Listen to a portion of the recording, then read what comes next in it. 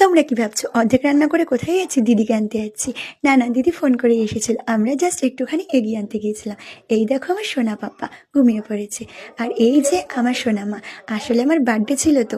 না না, বছরে দুবার না একবারই আমার বার্থডে হয় তোমাদের মধ্যে।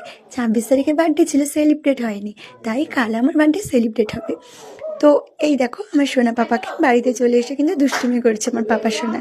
খুব কিউট আমার পাপা সোনা, ওকে নিয়ে আমার দিন কেটে যাচ্ছে। আমি আর সোনা মা গেছিলাম একটুখানি বাজারে, এই দেখো।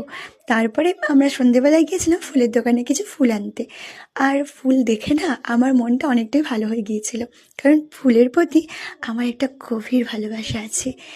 এত রকমের ফুল দেখে আমি তো শুধু তাকিয়েই ছিলাম। যাই হোক, সেখান থেকে কিছু ফুল নিয়েছিলাম।